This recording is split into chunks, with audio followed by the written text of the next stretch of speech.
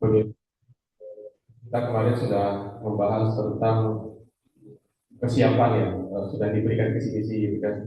Kemarin kesiapan tentang bagaimana secara mental, finansial, gitu, terus juga cara-cara apa saja gitu kan.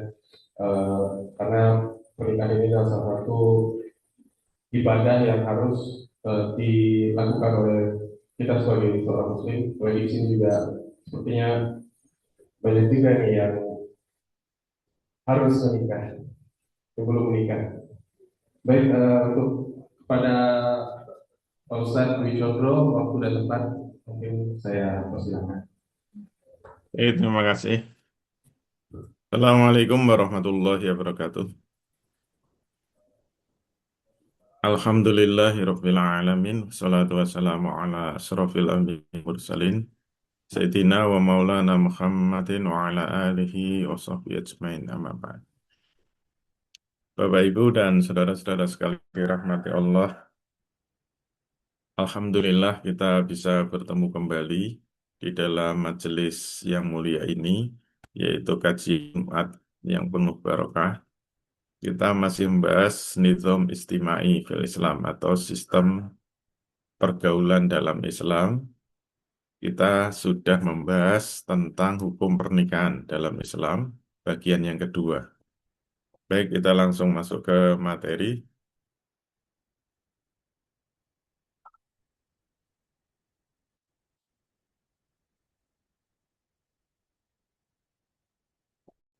Pernikahan dalam Islam.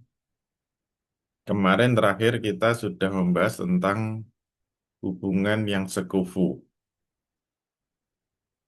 Jadi mengenai perbedaan agama, hal itu juga bukan termasuk pembahasan kesekufuan. Masalah ini tidak lain merupakan pembahasan tentang perkawinan seorang Muslim dengan non-Muslim.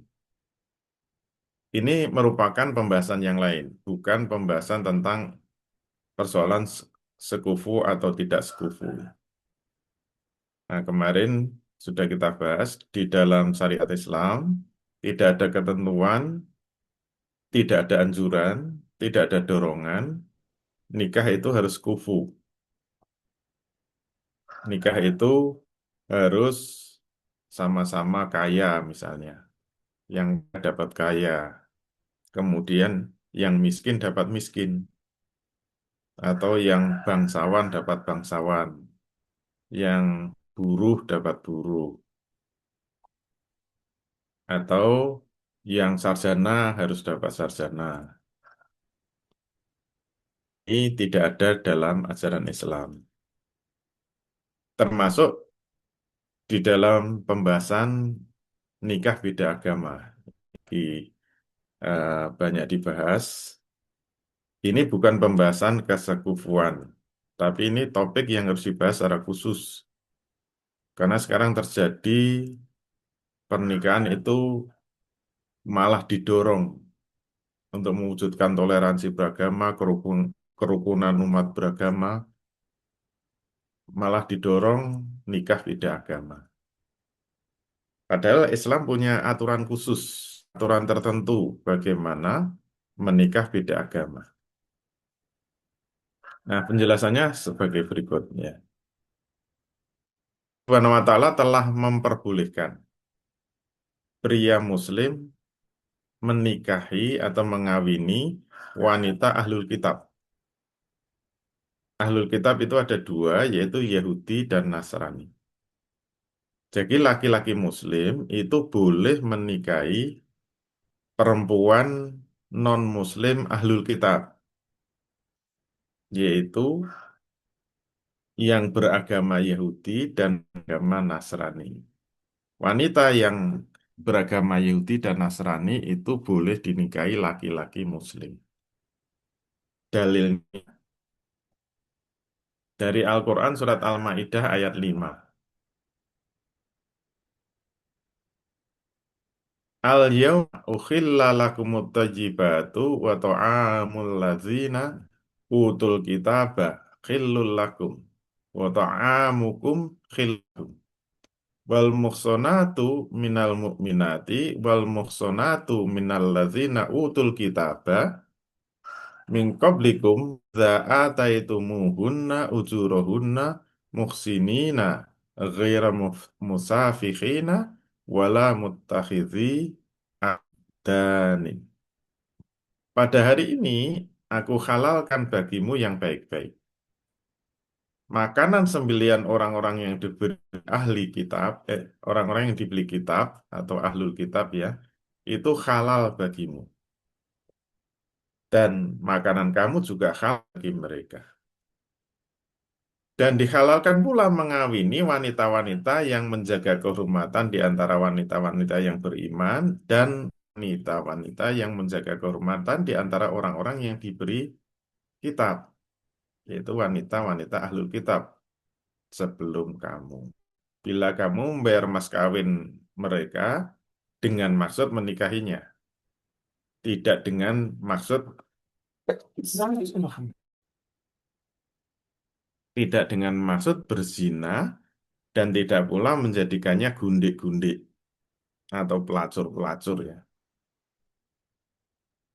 Ayat ini dengan gamblang menyatakan bahwa wanita-wanita ahlul kitab yang senantiasa menjaga kehormatannya adalah halal dikawini oleh pria muslim.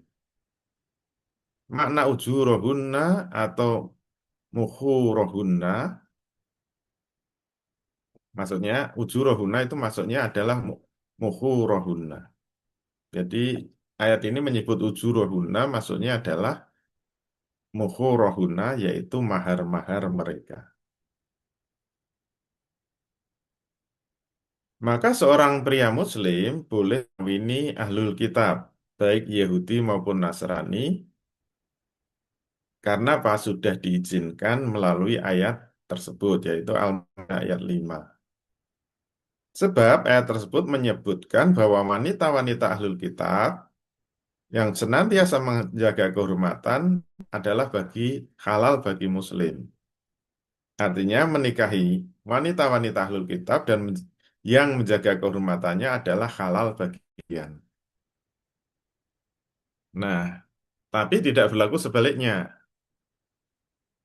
Namun sebaliknya, pernikahan seorang wanita mukminah dengan pria ahlul kitab, baik Yahudi maupun Nasrani secara syar'i adalah haram dan sama sekali tidak boleh.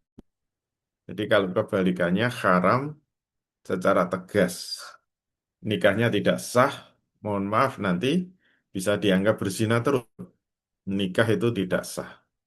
Karena ini pelanggaran hukum wad'i ya. Jika telah terjadi maka perkawinannya batil atau tidak sah dan tidak terakatkan. Jadi kalau sampai itu terjadi itu batal ya atau tidak sah. Ya harus difasah, harus sah, harus dibatalkan akad. Keharaman wanita muslimah menikah dengan pria ahlul kitab, Yahudi dan Nasrani ditetapkan juga dalam Al-Quran. Nah ini kalau ini ayatnya. Mumtahanah ayat 10. Ya azina amanu iza ja'akumul mu'minatu muhajirati famtahinuhunna famtahinuhunnallahu a'lamu biimanihinna. Fa'in alimtumuhunna mu'minatin atarji'uhunna ilal kuffari lahunna khillul lahum walahum yakhilluna lahunna. Wahai orang-orang yang beriman, apabila datang berhijrah perempuan-perempuan yang beriman, maka hendaklah kamu uji kamu keimanan mereka. Allah mengetahui tentang keimanan mereka, maka jika kamu telah mengetahui bahwa mereka benar-benar beriman, jangan kamu kembalikan mereka kepada orang-orang kafir itu. Nah, ini penekannya di sini. Mereka tidak halal bagi mereka. Dan orang-orang kafir itu tiada halal pula bagi suami-suami mereka.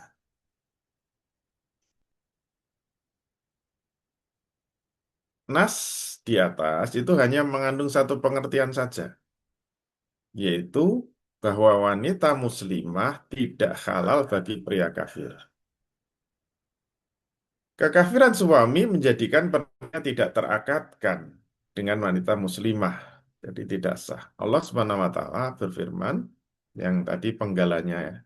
Fa'in alim hunna mu'minatin fala tarji'uhunna ilal kufar. Dan jika kamu telah mengetahui bahwa mereka benar-benar beriman, janganlah kamu kembalikan mereka kepada suami-suami mereka yang kafir. Ayat di atas menggunakan istilah kufar, bukan menggunakan musyrikin. Hal ini dimaksudkan untuk generalisasi atau lit ta'mim untuk seluruh orang kafir, baik musyrik maupun ahlul kitab. Jadi ternyata dalam Quran itu masih membagi kafir itu jadi dua ya. Jadi orang kafir menurut Quran itu ada dua, yaitu orang yang musyrik, yang kedua adalah ahlul kitab. Ini menurut Quran. Jadi ternyata dibedakan. Sama-sama kafir, tapi ada golongan ahli kitab dan ada sama-sama kafir dari golongan musyrik. Nah, kenyataan bahwa ahlul kitab, yaitu Nasrani dan Yahudi merupakan orang-orang kafir itu dinyatakan dalam Quran. Jadi walaupun di ahlul kitab itu disebut kafir. Jadi kafir memang ada dua, yaitu musyrik dan ahlul kitab. Nah, penetapan kitab sebagai kafir itu diantaranya di Al-Baqarah 105.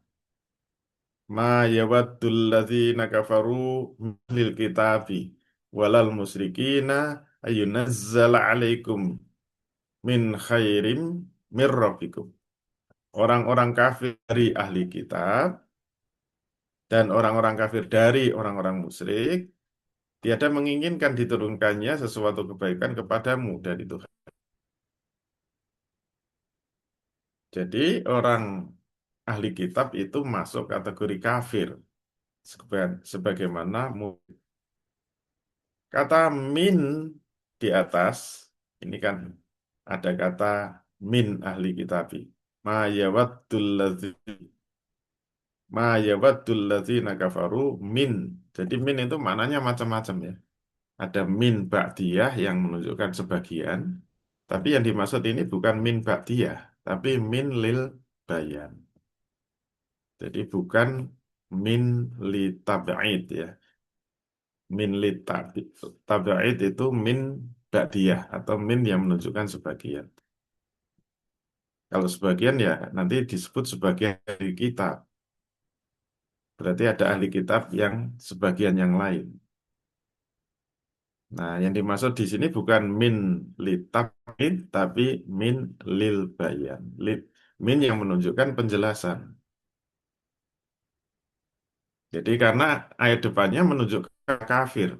Ma yawaddul ladzina kafaru. Nah, ini kan setelah kata kafaru kemudian ditemukan dengan min itu menunjukkan orang kafir, yaitu siapa orang kafir itu penjelasannya. Nah, min ini maknanya min lil bayan. Orang kafir itu ternyata penjelasannya ada dua. Yang pertama adalah dari kalangan ahli kitab, yang kedua adalah dari kalangan musyrik, dari kalangan kaum musyrikin. Kemudian ayat yang lain yang menunjukkan ahlul kitab itu adalah kafir. Surat An-Nisa 150 sampai 151.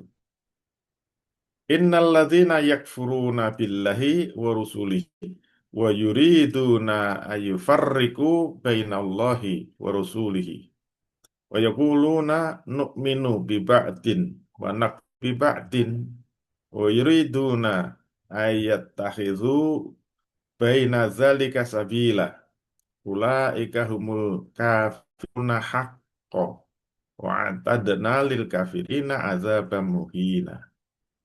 Sesungguhnya orang-orang yang kafir kepada Allah dan Rasul-Nya dan bermaksud membedakan antara keimanan mereka kepada Allah dan kepada Rasul-Rasulnya dengan mengatakan kami beriman kepada sebagian dan kami kafir kepada sebagian yang lain. Serta bermaksud dengan perkara itu mengambil jalan tengah di antara yang demikian, yaitu antara iman dan kafir. Jadi mereka kalau suruh mengakui Allah mau, setuju. Tapi kalau beriman kepada Rasul nanti dulu. Gengsi dong. Mereka nggak suka. Karena Rasul yang dipilih bukan dari kaum mereka, yaitu orang Yahudi. Mereka pengennya kan Nabi terakhir yang ditunggu-tunggu itu adalah dari Bani Israel. Ternyata set mereka kecewa berat. Mereka mengakui Allah tapi nggak mau mengakui Muhammad Sallallahu Alaihi Wasallam sebagai Rasul. Ini berarti mengimani sebagian dan kafir kepada sebagian yang lain. Mereka lah orang-orang yang kafir yang sesungguhnya. Masya Allah, Masya Allah. Ulaika humul kafiruna haqqo. Nah ini berat ini. Ancamannya kami telah menyediakan untuk orang-orang kafir itu siksa yang menghinakan. Azab muhina. Masya Allah. Jadi walaupun mereka mengakui Allah itu tetap disebut kafir yang sebenarnya. Ulaika humul kafiruna haqqo. Ahlul kitab itu memang beriman kepada Allah, tapi tidak mau mengimani risalah Nabi Muhammad SAW, sehingga mereka adalah orang-orang yang kafir. Nah, kemudian ayat lain menegaskan, ini tegas. Lakot kafarol ladzina qalu innallaha huwal masihu ibnu Maryam. Sungguh telah kafirlah orang-orang yang berkata sungguhnya Allah itu adalah Al-Masih putra Maryam. Jadi yang mengatakan Isa Al-Masih itu ya Allah, Allah juga Isa Al-Masih, Tuhan itu tiga tapi satu, satu tapi tiga, sungguh mereka telah kafir. Nggak usah ragu-ragu, makanya jangan sampai nanti Natalan kita ikut-ikutan mengucapkan Selamat Natal. Natal itu kelahiran Yesus Kristus sebagai anak Tuhan. Itu kelahiran Tuhan, masa Tuhan itu lahir dari kemaluannya manusia. Ya, mohon maaf. Tuhan macam apa itu? Makanya Quran mengatakan lakot. Ini ada dua huruf taukid ya, lam taukid dan kot itu juga huruf taukid. Itu maksudnya sungguh benar-benar karena menggunakan dua huruf taukid. Sungguh benar-benar telah kafirlah orang yang mengatakan sungguhnya Allah itu adalah Isa putra Maryam, Al-Masih ibnu Maryam. Nah ini juga lakot kafarul ladzina qalu innallaha salisu salasah. Tegas. Sesungguhnya telah kafirlah lam taukid dan kot itu juga huruf taukid. Sungguh benar-benar tenin kalau orang Solo. Benar-benar telah kafir orang yang mengatakan sesungguhnya Allah itu tiga dari yang satu. Satu dari yang tiga. Anggap Allah salah satu oknum dari tiga Tuhan. Jadi Tuhannya itu ada Allah, Tuhannya itu ada Yesus, Tuhannya ada Roh Kudus. Ada yang berbeda, ada yang Allah, kemudian Yesus dan Bunda Maryam. Bunda Maria itu dianggap istrinya Tuhan, anaknya namanya Isa. Tapi ada yang mengatakan yang ketiga Roh Kudus, tergantung gerejanya. Nah, ini kalau Al-Bayyinah jelas. Alladzina kafaru min kitabi wal musyrikina. Minnya itu juga min ba'diyah. Kok min ba'diyah? Min lil bayan. Jadi orang-orang kafir yaitu, nah kalau minnya itu lin bayan begitu. Orang-orang yang kafir yaitu ahli kitab dan orang musyrik. Jadi kafir itu ada dua macam, ahlul kitab dan musyrik. Kemudian Al-Hasr ayat 2. Walladzi akhrajal ladzina kafaru min ahlil kitabi min diyarihi di awalil hasr. Dialah yang mengeluarkan orang-orang kafir di antara ahlil kitab dari kampung-kampung mereka pada saat pengusiran kali pertama. Al-Hasr lagi ayat 11.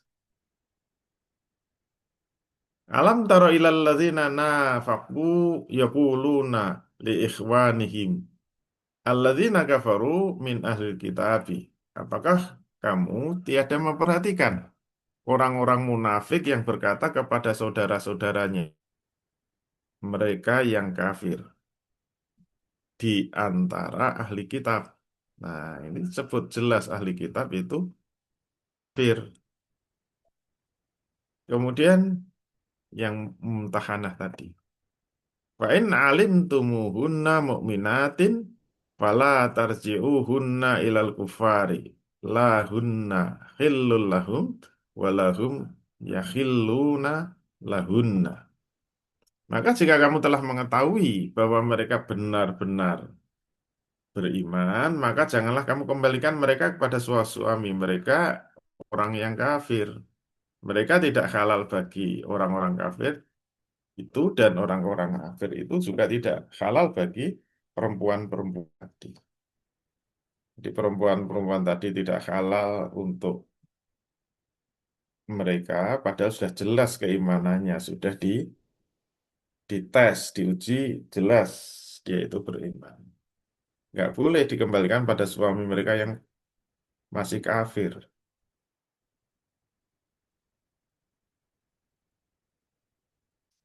Nah, itu ahli kitab yang disebut dengan kafir. Terus musyrik gimana? Nah, orang-orang musyrik adalah orang-orang kafir selain ahlul kitab. Contohnya, mereka itu seperti orang-orang Majusi, kaum Sobiah, orang-orang Buddha, orang-orang Pakis, penyembah berhala, dan sebagainya. Ya, orang Hindu, Buddha, Konghucu, Shinto. Kalau di Timur Tengah ada namanya agama Majusi ya, di daerah Irak itu dulu orang-orang Majusi, kaum Sobiah, dan sebagainya. Nah, kaum muslim tidak boleh menikah dengan mereka secara mutlak. Jadi orang laki-laki muslim tidak boleh menikah dengan wanita-wanita musyrik secara mutlak. Seorang pria muslim secara mutlak tidak boleh mengawini wanita musyrik. Termasuk seorang muslimah secara mutlak tidak boleh kawin dengan pria musyrik. Nah, ini bedanya laki dan perempuan. Kalau laki-laki muslim boleh menikahi ahlul kitab, tapi tidak boleh menikahi orang-orang musyrik. Kalau perempuan, dua-duanya nggak boleh, baik muslim maupun ahlul kitab.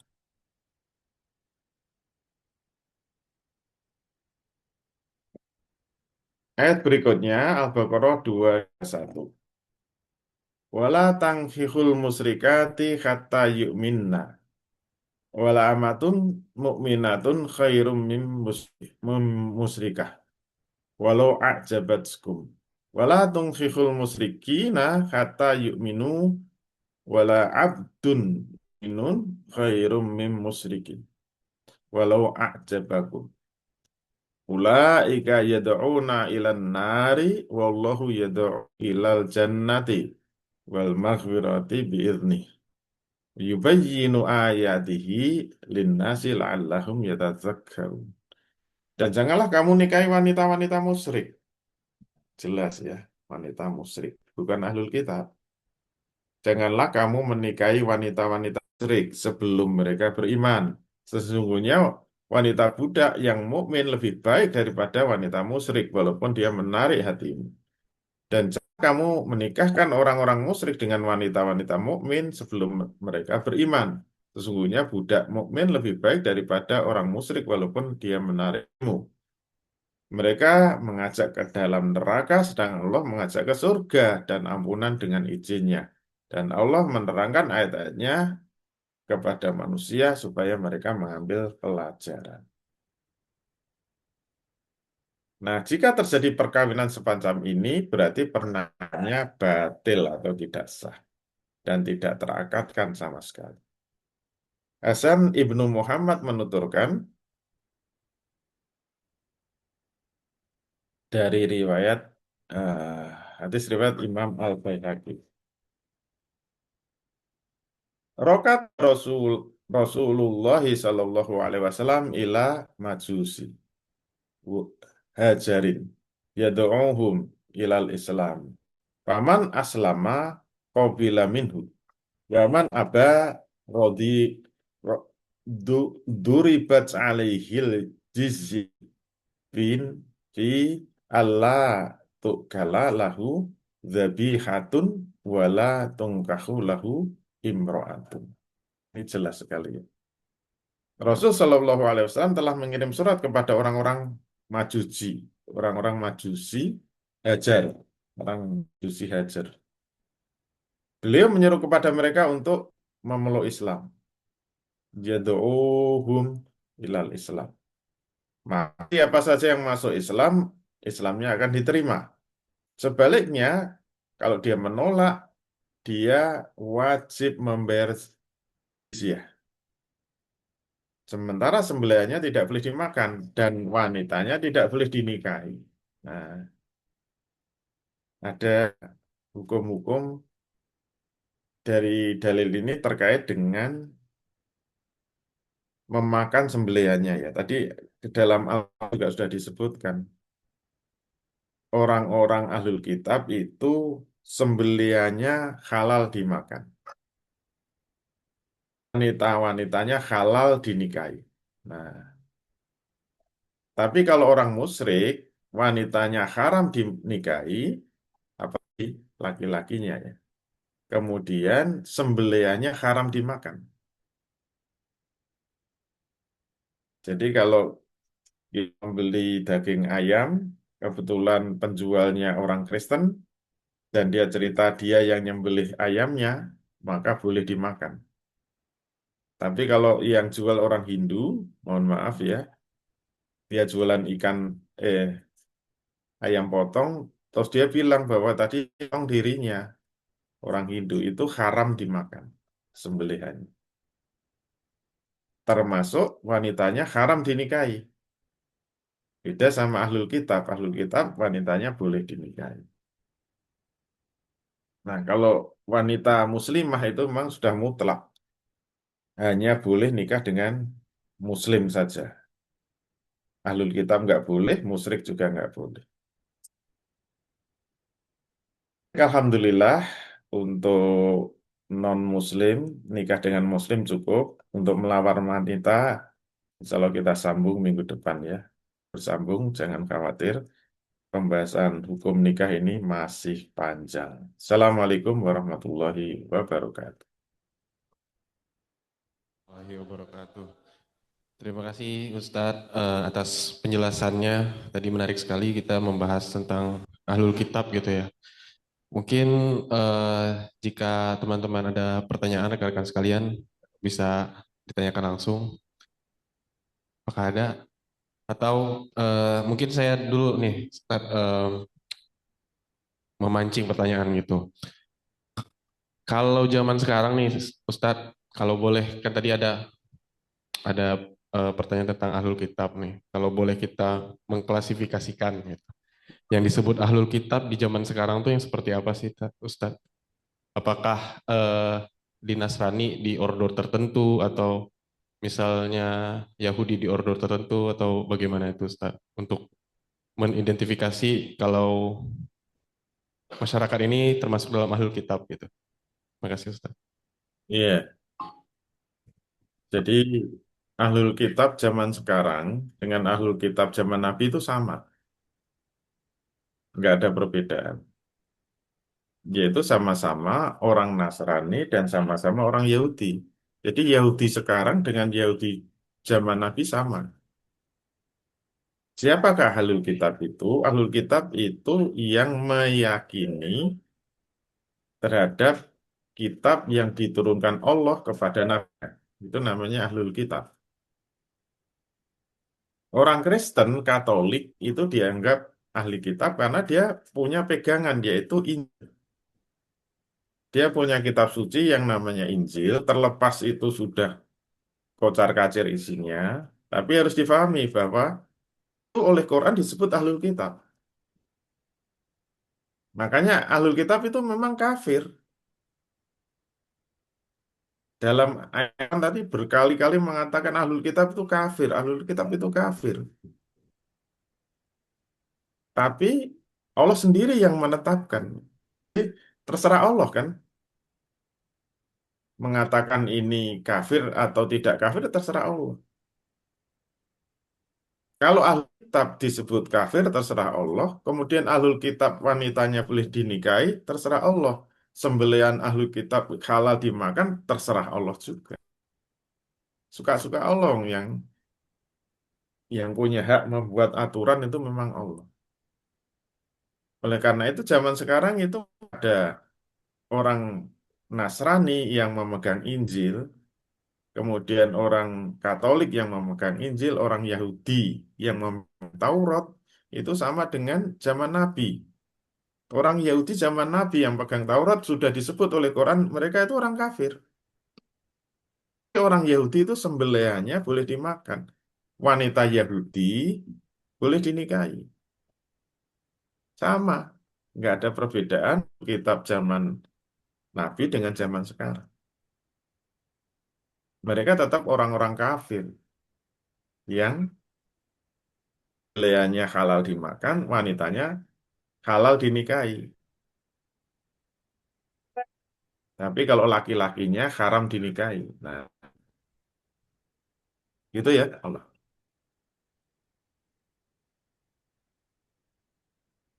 Terima kasih Ustadz atas jawabannya. Mungkin ada pertanyaan? Oh ya, silakan Pak Ajis.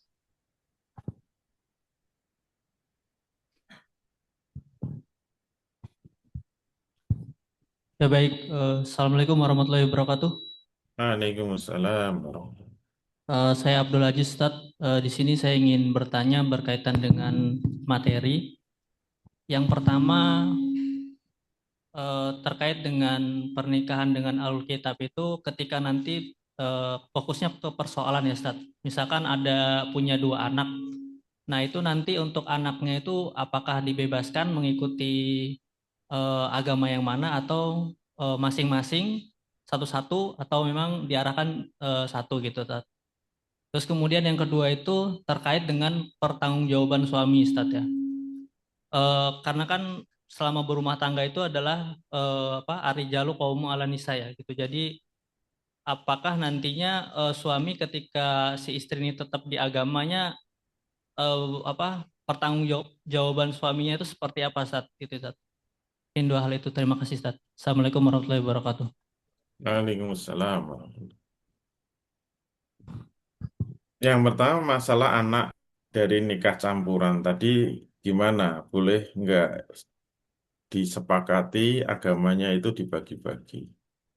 Nah, kita paham Islam itu mengatur satu masalah dengan hukum tertentu dan Islam juga punya hukum-hukum untuk masalah yang lain.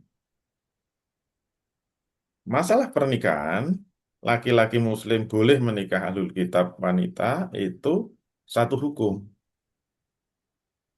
Tetapi harus diingat, setiap muslim dimanapun, siapapun, kapanpun punya kewajiban dakwah. Punya kewajiban memberikan tausiah, pendidikan. Jadi masalah dakwah, masalah lain yang ada hukum-hukum yang setiap muslim wajib terikat. Walaupun boleh menikah dengan wanita ahlul kitab, tetap ada kewajiban mendakwai supaya masuk Islam. Jangankan istrinya, tetangganya, mungkin orang jauh, bahkan nggak kenal sama sekali. Kita punya kewajiban mendakwakan Islam mengajak mereka masuk Islam kepada semua manusia. Seluruh manusia wajib kita dakwah. Dalam negara itu juga sama. Kalau ada negara Islam, itu boleh warga negara itu ada warga negara Muslimnya, ada warga negara kafirnya, itu boleh. Makanya sebutannya kafir zimmi.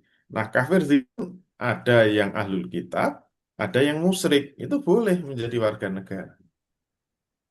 Itu hukum bolehnya non-muslim hidup di negara Islam. Syaratnya apa? Syaratnya harus membayar jizyah. Kata yu'tul jizyata aydihim sampai mereka membayar jizyah dalam keadaan tunduk dan patuh. Namanya kafir dhimmi, kafir yang mau tunduk patuh kepada syariat Islam, itu namanya kafir dhimmi. Tapi hukum itu tidak berhenti sampai di sini. Itu persoalan bolehnya orang kafir menjadi warga negara. Di sisi lain, negara wajib selalu mendakwai dan mendidik mereka agar masuk Islam. Walaupun tidak ada paksaan. Kalau memaksa tidak boleh. La ikroha fiddin. Tidak boleh ada paksaan untuk masuk Islam. Tapi ada kewajiban dakwah terus. Tidak boleh berhenti. Apalagi dengan istrinya. Dengan orang umum asal kita wajib mendakwai. Dengan orang yang tidak ada hubungan apa-apa aja kita wajib mendakwai.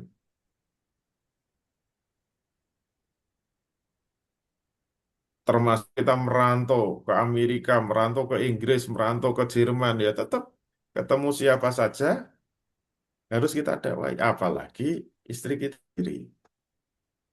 Termasuk anak-anak. Kalau punya anak ya harus kita kita apa? Kita ajak untuk Islam semua. Jangan disepakati 50-50. Pokoknya kalau laki ikut bapaknya, perempuan ikut ibunya. Nggak bisa. Ibunya dididik untuk masuk Islam, anak-anaknya dididik untuk masuk Islam. Tapi kalau benar-benar nggak mau, ya sudah. Tidak ada. Tapi kita wajib mengingatkan terus. Nah ini terkait dengan pertanyaan kedua. Pertanggungjawabannya, nah, pertanggungjawabnya sebatas telah menunaikan kewajibannya atau belum. Nah, yang paling penting. Telah menunaikan kewajiban untuk mendidik istrinya atau belum. Termasuk anak-anaknya. Karena kalau sampai dia nggak mau mendidik, membiarkan istrinya tetap kafir, nanti ada pertanggungjawaban. Dia tetap dosa. Bisa dimasukkan ke neraka. Nanti istrinya ditanya, kenapa kamu masih kafir? Mati, sampai mati masih kafir. Kenapa? Karena suami saya nggak pernah mendidik saya. Nggak pernah ngajari saya tentang Islam. Nggak pernah ngajak saya untuk masuk Islam. Itu kalau sampai istrinya ngomong gitu, istrinya masukkan neraka, suaminya suruh nemani dulu. Tapi kalau istrinya tanya, kenapa kamu sampai mati nggak masuk Islam? Iya, saya dulu memang sudah diajak masuk Islam, sudah dididik suami saya, tapi saya benci dengan Islam. Nah, kalau kayak gitu, istrinya masuk neraka, suaminya selamat itu. Suaminya tidak kena azab neraka. Itu ya, Allah. Assalamualaikum, Ustadz mau tanya. Ya. Untuk perjanjian pranikah menurut syariat Islam bagaimana? Ya, perjanjian pranikah, karena nikah itu akad ya. Maka eh, kalau ada perjanjian pranikah itu yang terkait dengan akad yang lain, dikaitkan dengan akad lain itu hukumnya tidak boleh. Nanti terkena multi akad. Tapi kalau tidak berhubungan dengan akad, hanya apa? Mungkin hal-hal yang mubah kemudian disepakati itu masih boleh. Asal memang dua-duanya sepakat. Karena muamalah itu hukum asalnya memang mengikuti syarat-syarat yang disepakati.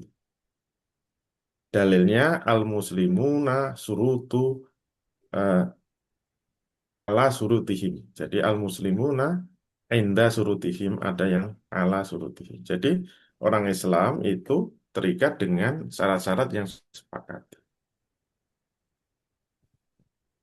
Jadi dilihat lagi syaratnya apa gitu loh. Kalau terkait dengan misalnya saja ya, dulu pernah ada iklan jualan rumah ya.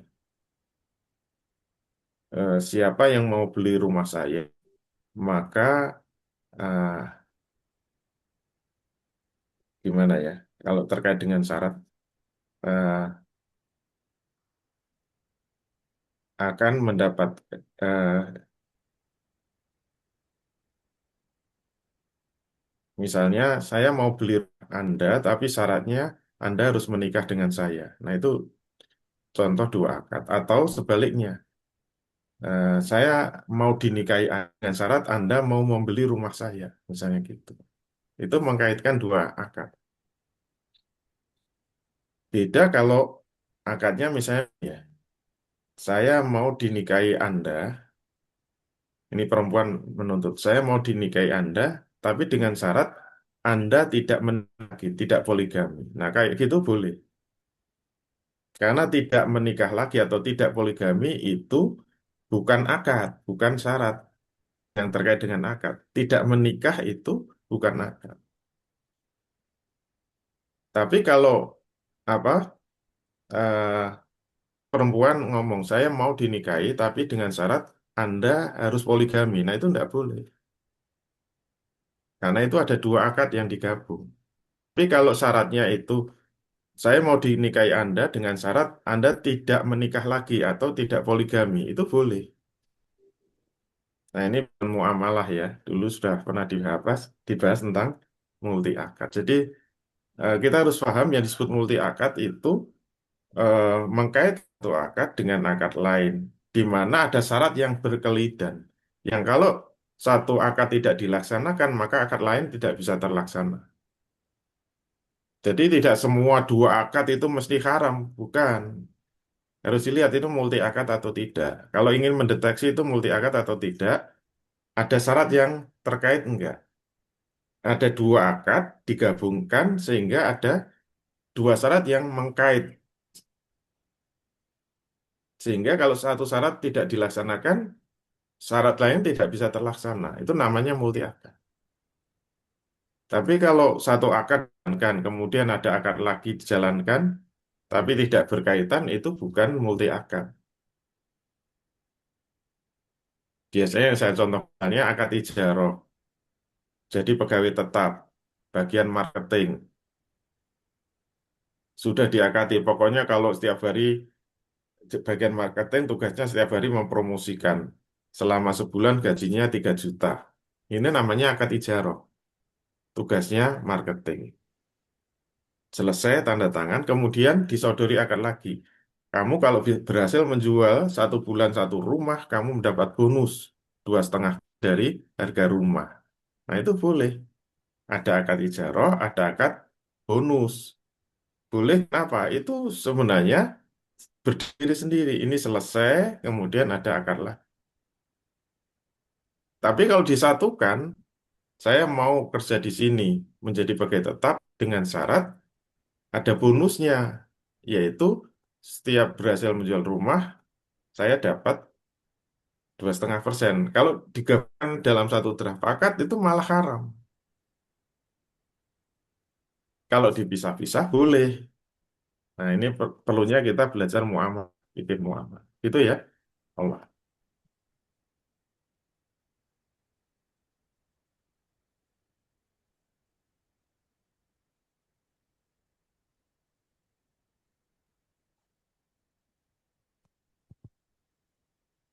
Masih mute ya. Baik, terima kasih Ustadz atas penjelasannya.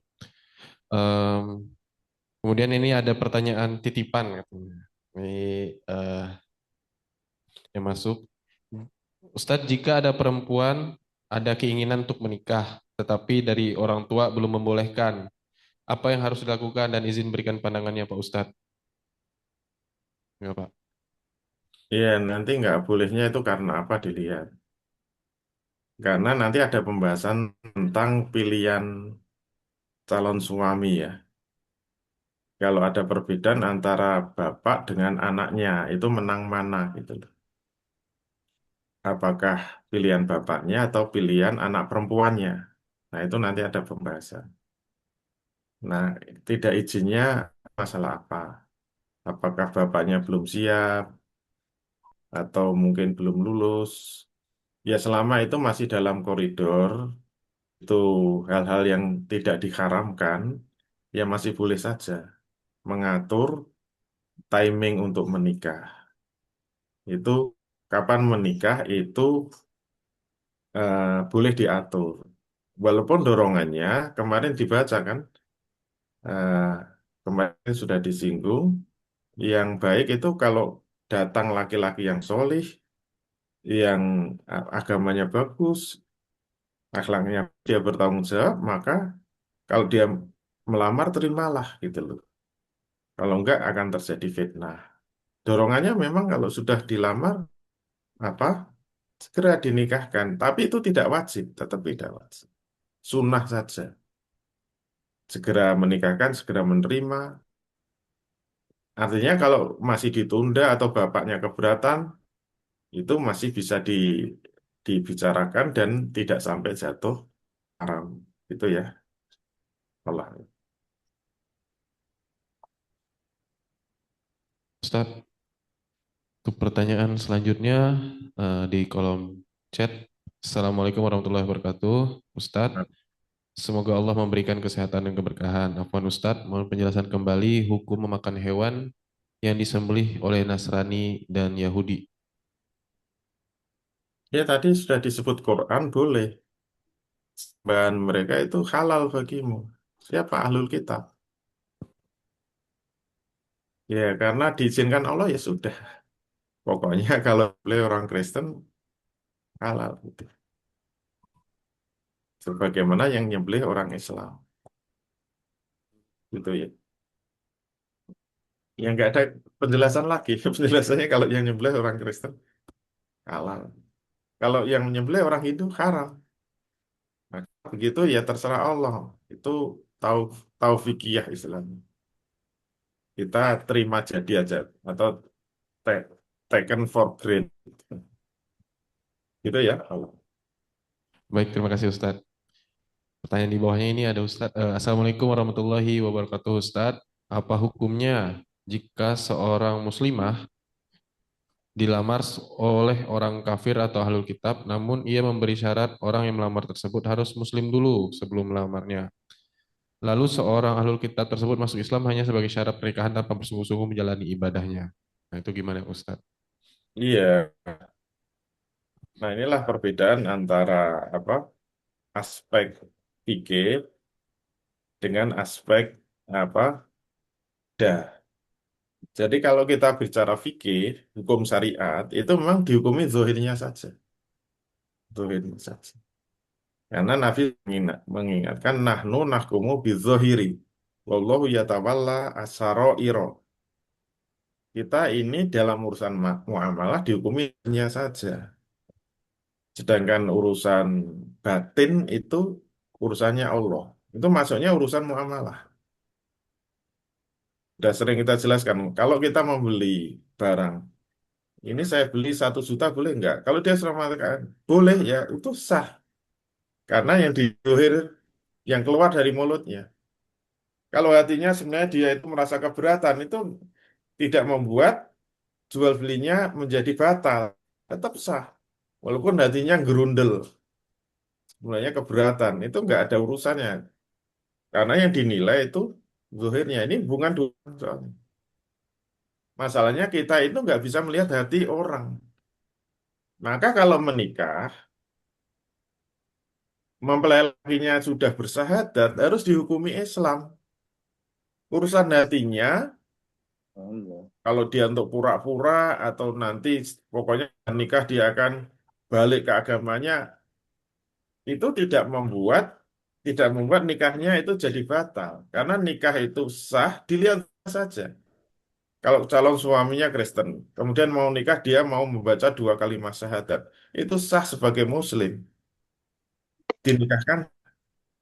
Nanti setelah nikah, tiba-tiba dia murtad. Balik lagi ke agamanya. Ini harus difasah. Harus dipisahkan. Itu harus dibatalkan nikahnya. Nggak boleh diteruskan. Makanya ada yang disebut munafik ya.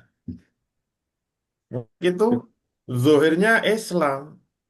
Zaman Nabi, orang munafik itu selalu sholat berjamaah loh. Orang apanya coba? Tapi hatinya kafir. Orang kafir aja mau sholat berjamaah. Saking takutnya ketahuan dia kafir. Tapi Nabi sudah mengingatkan, orang munafik boleh saja dia rajin sholat berjamaah di masjid. Tapi kelemahan orang munafik itu apa? Dia kuat sholat jamaah subuh di masjid. Biasanya orang munafik itu 4 waktu, mungkin mulai zuhur, asar, maghrib, isya di masjid terus. Orang munafik untuk sholat subuh itu berat. Kata Nabi begitu. Tapi nanti jangan indikator. Wah itu tetangga saya itu nggak pernah sholat subuh di masjid pada laki-laki. Berarti dia munafik. Ya enggak. Orang munafik itu bangun malam terus sholat berjamaah di masjid. Allah Allah. Assalamualaikum Ustadz. Tanya lagi.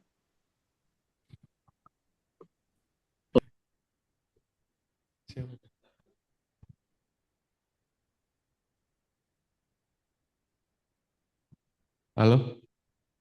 Oh, lanjutkan, Kang. Itu dari siapa tadi yang bertanya?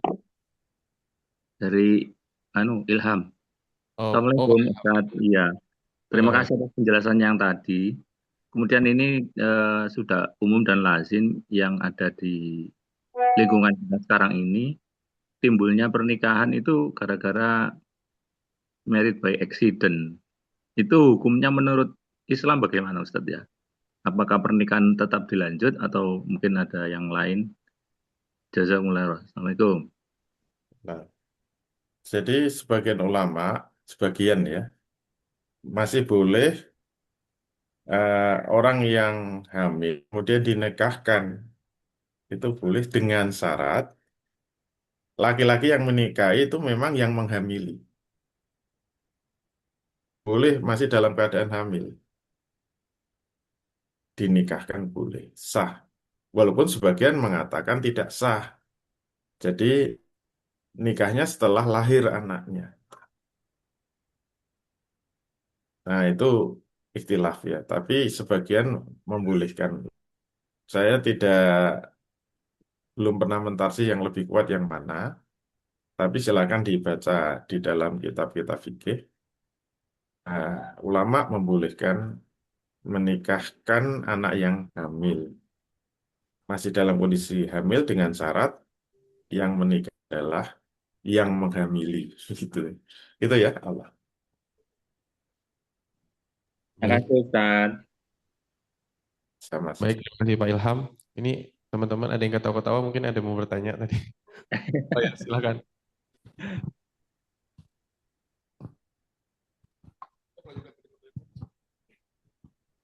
Assalamualaikum Ustadz. Dan Izin bertanya, melanjutkan pertanyaan tadi Pak Ilham tentang perkara married by accident. Untuk anak yang lahir dari married by accident itu nasabnya bagaimana Ustadz?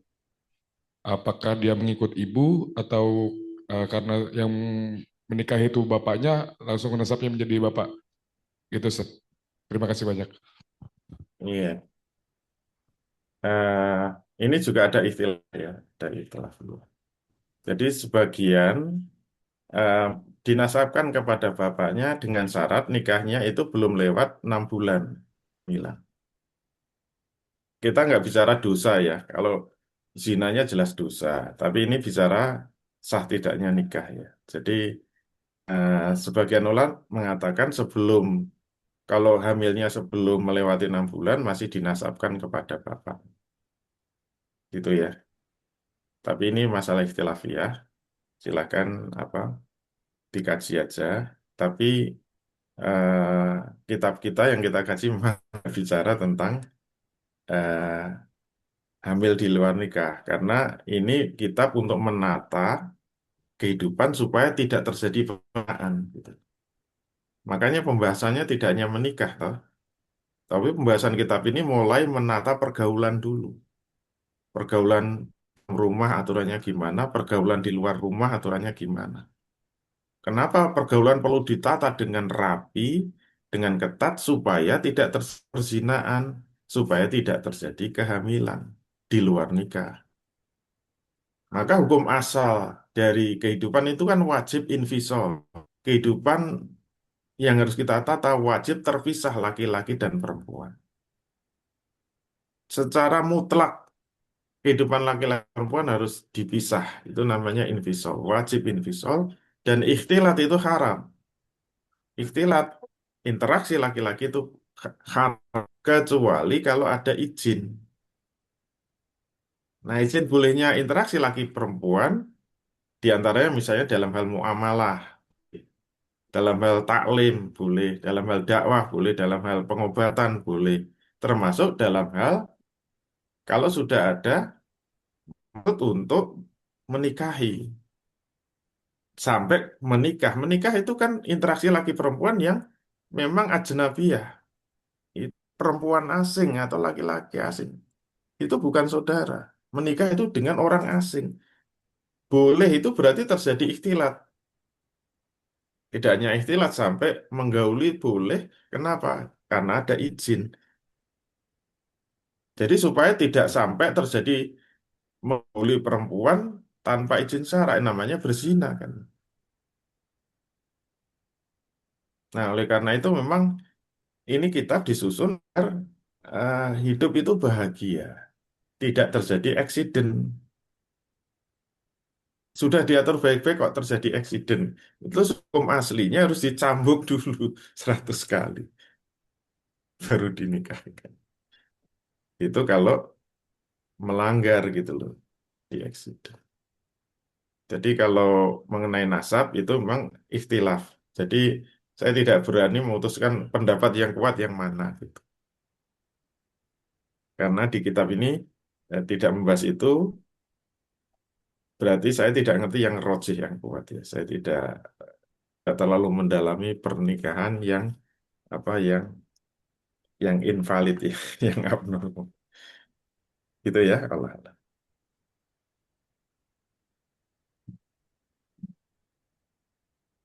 Atas penjelasannya. Mungkin selanjutnya dari Granada Kos Jatinangor tadi udah raise hand. Silakan. Bismillah. Mohon izin Ustadz bertanya Ustadz. Saya Said dari Granada Kos Jatinangor, Project Granada Kos Jatinangor. Ini Ustadz terkait tadi saya mungkin masih abu-abu Ustadz terkait dengan yang masalah perbedaan antara orang yang kafir dan ahlul kitab dan yang musyrik ya, terutama dalam tadi konteksnya pernikahan gitu Ustadz. Karena yang sebenarnya dimansuh ya atau apa hukumnya dihapus itu apakah yang tadi di ayat yang wala tangkihul musyrikat itu atau yang tadi yang wal muhsanatu minal ladzina utul kitab itu Ustaz yang Al-Maidah. Nah, karena eh, kan kalau misalnya kita melihat dari fatwa Majelis Ulama Indonesia pun itu pernikahan beda agama itu sudah dilarang gitu Ustaz. Bahkan kalau misalnya dari di profesor yang di UIN itu Prof. Huzaimah itu juga melarang. Kemudian kalau kita ngelihat di undang-undang di perkawinan di Indonesia pun juga demikian gitu Ustaz. Nah, ini apakah memang masih ada celah gitu Ustaz untuk yang umat Islam itu bisa masuk untuk pernikahan di dalam pernikahan yang berbeda agama gitu Ustaz. Ini kan karena kalau kita melihat ya zaman sekarang kan sebenarnya untuk yang kategori tadi kalau yang Ustaz sampaikan mereka masih mempercayai Injil dan Taurat gitu. Itu kan secara substansi Injil dan Tauratnya pun sudah berbeda gitu Ustaz. Bukan lagi sebagai kitab yang benar-benar diturunkan oleh Allah Subhanahu wa taala gitu. Nah, ini dalam hal seperti ini bagaimana gitu Ustaz? Dan ini juga mungkin saya tadi sempat agak kurang sepakat gitu Ustaz dengan yang apa Ustaz sampaikan. Tapi ini karena mungkin ya ngaji saya pun yang masih kurang gitu Ustaz. Mungkin mohon pencerahannya dan penjelasannya. Syukron Ustaz. Afwan sebelumnya. Iya, terima kasih. Baik, terima kasih. Jadi justru kalau saya malah balik bertanya, kenapa laki-laki Muslim menikahi orang Kristen nggak boleh zaman sekarang ini? Dalilnya apa? Jadi kalau haramkan sesuatu yang halal kan harus ada dalilnya. Kalau nggak ada dalilnya, kenapa diharamkan? Kenapa dilarang? Nah ini justru kita balik bertanya. Jadi eh, ya monggo saja kalau ada dalilnya. Justru sejauh saya belajar itu belum pernah ketemu dalilnya bahwa itu dilarang gitu loh. Kalau alasannya kitab Injilnya itu sudah beda dengan zaman Nabi. Kitab Injil zaman Nabi masih murni. Dalilnya mana? Karena kitab Injil zaman Nabi juga salah gitu loh. Kitab Taurat zaman Nabi juga salah. Udah nggak boleh dipakai itu, udah salah. Apa buktinya bahwa kitab Injil zaman Nabi itu salah? Buktinya karena kitab Injil, pedoman yang dipakai orang Nasrani, Yahudi, kitabnya. Siapa yang ngajari bahwa Al-Masih itu Tuhan itu siapa? Kalau nggak dari kitab. Jadi kitabnya memang udah salah. Sumber utama orang Kristen meyakini bahwa Al-Masih itu Tuhan, Roh Kudus itu Tuhan itu dari kitabnya. Sejak zaman Nabi sudah dikatakan mereka itu mempercayai Tuhan itu satu tapi tiga, tiga satu tapi satu. Itu kan sumber kitab mereka. Dan itu nggak berubah sampai sekarang. Jadi kitab Injil zaman Nabi itu sudah mengatakan Trinitas, zaman sekarang juga Trinitas, ajarannya sama. Intinya kan ajaran itu, Trinitasnya itu. Makanya mereka disebut kafir, tapi boleh dinikahi gitu loh. Hikmahnya apa? Bukan hikmah ya, bayanul waqi. Kalau hikmah harus ada dalilnya juga. Bayanul waqi penjelasan faktanya itu apa? Itu berarti reka-reka menurut akal kita. Kalau saya mencoba memahami apa itu dibolehkan. Menurut reka-reka akal saya, itu supaya dakwah lebih melesat. Atulohnya ya, rumah tangga itu mestinya laki-laki lebih berkuasa, lebih kuat. Jadi normalnya nikah perempuan itu manut suami, tunduk patuh. Begitu dinikahi, apapun yang perintah suami itu mesti manut. Makanya Allah mengizinkan laki-laki Muslim menikahi perempuan yang ahlul kitab supaya apa? Ya tujuannya supaya masuk Islam lah, memudahkan masuk Islam. Tapi kalau dibalik, umumnya kalah. Kalau perempuannya muslimah, lakinya kafir, kalah. Dan saudara saya ada yang mengalami itu. Sepupu saya sendiri, coba bayangkan. Ya kayak tadi kasusnya. Padahal saya ngerti sepupu saya ini perempuan muslimah dulu taat sekali. Pakai kerudung, taat. Ibadahnya mantep, tahajudnya dapat laki-laki Kristen. Tapi bersedia masuk Islam. Saya menyaksikan sendiri pernikahannya. Laki-lakinya baca syahadat ketika mau akad nikah. Udah nikah secara Islam, suaminya masuk Islam, kita semua gembira. Tahu beberapa tahun kemudian, kabarnya apa? Justru perempuannya malah murtad, ikut Kristen. Jadi suaminya kembali Kristen, istrinya udah ngikut saja. Sampai sekarang masih Kristen. Walaupun ini tidak jaminan. Sunatullahnya, laki-laki itu menang. Lebih diikuti karena dia sebagai kawam, sebagai pemimpin. Itu bayanul waqi namanya. Jadi kalau saya memahami, tidak ada perubahan. Injil zaman Nabi itu sudah rusak, sekarang juga rusak. Tapi tetap Allah mengatakan dia ahlul kitab. Dan tetap ditegaskan dia kafir. Masuk neraka selama-lamanya. Kalau Al-Bayyinah ayat 6 kan innal ladzina kafaru min ahlil kitabi wal musyrikina fi nari jahannam khalidina fiha. Mereka tetap kafir masuk neraka jahanam selama-lamanya. Nauzubillah. Itu maknanya sejak zaman Quran diturunkan mereka itu udah salah. Injilnya juga salah. Sampai sekarang juga salah. Maka seharusnya kita memanggil mereka tetap ahlul kitab. Nanti kalau daulah Islam tegak, mereka akan dihukumi sebagai ahlul kitab. Musyrik ya dihukumi musyrik. Dan negara akan memberlakukan sembelihan mereka halal. Wanitanya halal Nanti kalau ngurus akte nikahnya diizinkan, nggak dilarang. Statusnya. Dan zaman Nabi mereka sudah bawa simbol salib loh. Salib itu kan simbol Trinitas. Zaman Nabi itu sudah bawa salib. Perang kita ketemu Romawi, mereka bawa salib. Udah salah dari kitabnya. Allah alam, setahu saya begitu. Baik, terima kasih Ustadz atas penjelasannya. Semoga penjelasan tadi menambah hasanah keilmuan kita ya, bahwa karena memang ada beberapa perbedaan pendapat dan sebagainya, itu juga, dan pernikahan juga bisa dipandang tidak hanya sebagai urusan pribadi, tapi juga sebagai urusan umat untuk dalam kepentingan dakwah. Untuk selanjutnya ini pertanyaan dari JK Toro. Assalamualaikum Ustadz Dwi Condro Cahyono rahimahullah. Dalam peperangan harta gonimah atau harta rampasan termasuk para wanita yang suaminya gugur boleh dinikahkan atau harus dinikahkan. Itu posisi kalau perang muslim dalam menyerang dan menang. Kalau muslim di posisi diserang dan menang. Oh, maksudnya apa nih? Kalau muslim di posisi diserang dan menang. Itu gimana? Apa ada harta gonimahnya termasuk wanita yang suaminya gugur? Jadi yang disebut ghanimah itu harta bergerak ya. Harta bergerak itu berarti ya barang-barang seperti alat-alat perang dan sebagainya.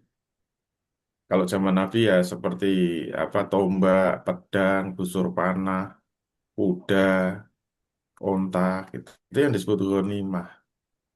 Nah, kalau eh, menyangkut perempuan dan anak-anak, jadi kalau laki-lakinya itu memang yang berperang itu menjadi tawanan yang kemudian akan dibebaskan dengan syarat-syaratnya. Disuruh menebus atau disuruh eh, tebusannya bisa dengan mengajarkan ilmu dengan tebusan yang lain. Tapi kalau untuk wanita dan anak-anaknya itu syaratnya mereka ikut dalam perang itu, bukan orang-orang biasa, istilahnya kombatan. Dia ikut berperang. Nah, kalau dia ikut berperang, kalau nanti kalah, wanitanya itu bisa statusnya menjadi budak. Jadi budak. Termasuk anak-anaknya. Jadi budak itu memang setengah barang ya, yang bisa diperjualbelikan. Nanti hukum budak akan muncul lagi. Tapi tidak berlaku untuk wanita biasa ya. Itu harus yang ikut perang. Nah, apakah itu hanya ofensif saja? Ya, dua-duanya berlaku.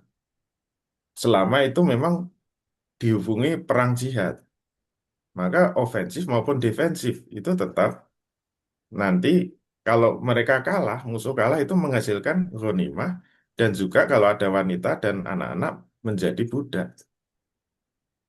Hukum budak berlaku. Seperti di Gaza ya, kalau kan banyak tentaranya perempuan dari IDF itu kan banyak. Itu kalau mereka kalah ketangkap bisa jadi budak. Jadi budak itu halal bagi pemiliknya, walaupun tidak dinikahi, halal. Ya memang Allah mengizinkan ya, nggak usah protes. Dia melawan Islam dengan perang. Gitu ya, Allah.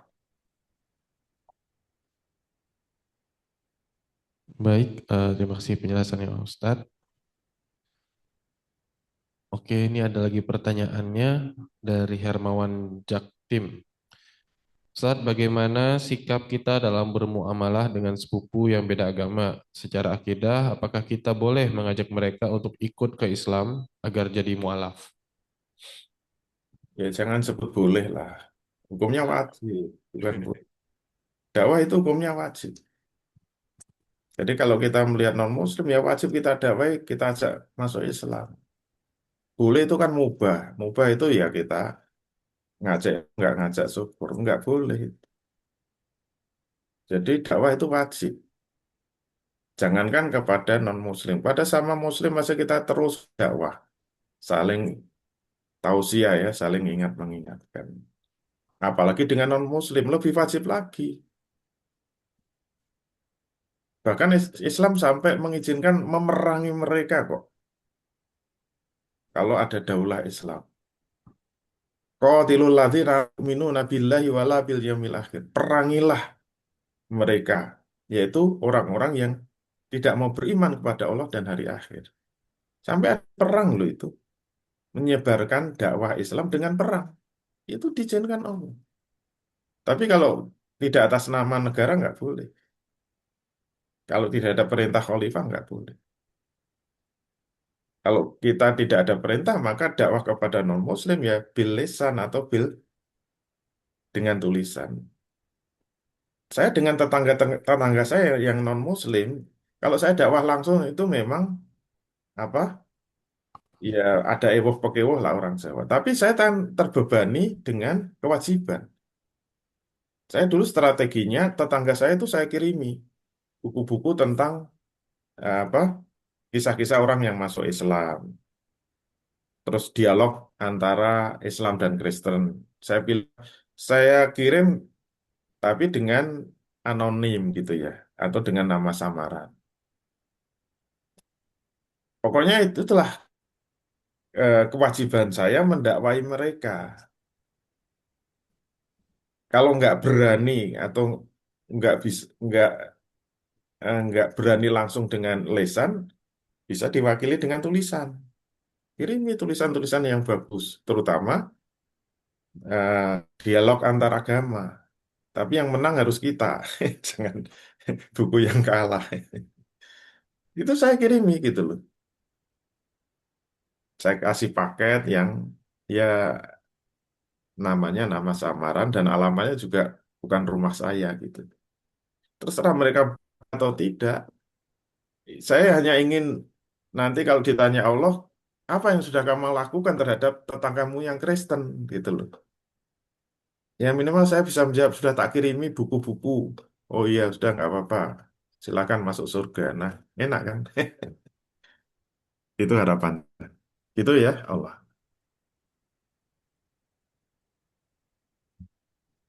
Baik, terima kasih Ustadz atas jawabannya. Jadi memang kita harus punya upaya untuk mengislamisasi ya.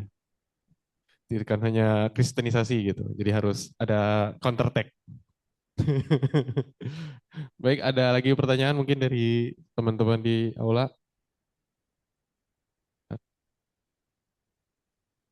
Oke, sepertinya sudah tidak ada pertanyaan lanjut ya di chat juga tidak ada. Eh, Baik Ustadz, mungkin sesi pertanyaan kita tutup dan kita simpulkan bahwa memang diperbolehkan di dalam Islam untuk menikahi ahlul kitab, terus juga kita juga semua tentang dalam pernikahan semuanya sudah diatur dengan rapih di dalam Al-Quran, bahwa ini adalah sebagai upaya kita untuk menjaga umat dan untuk menghidupi kehidupan Islam itu seperti apa. Jadi memang sebagai seorang Muslim wajib sekali kita mengetahui hal-hal ini, apalagi banyak juga ya teman-teman di sini yang mungkin sudah berencana menikah gitu. Jadi semakin kokoh, semakin tahu apa-apanya saja gitu, dan kemungkinan nanti juga Ustadz akan menjelaskan yang lebih detail gitu tentang pernikahan di sesi-sesi selanjutnya, dan tetap ikut kajian Jumat pagi di Skariman.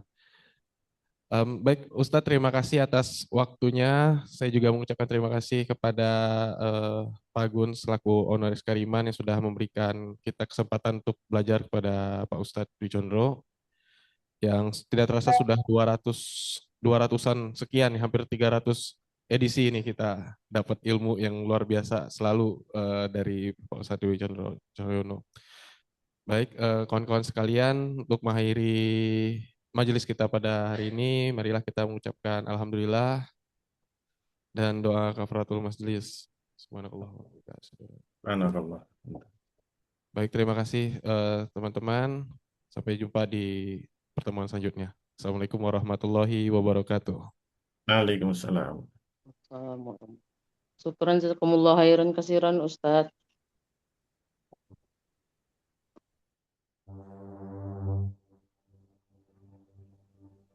Syukran Pak Ustadz. Jazakumullah khairan kasiran.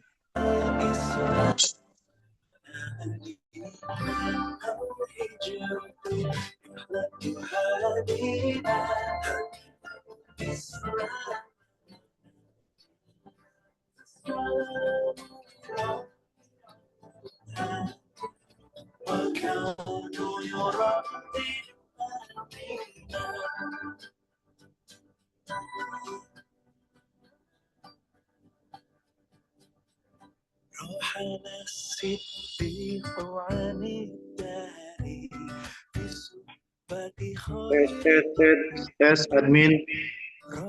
Ada admin di sini?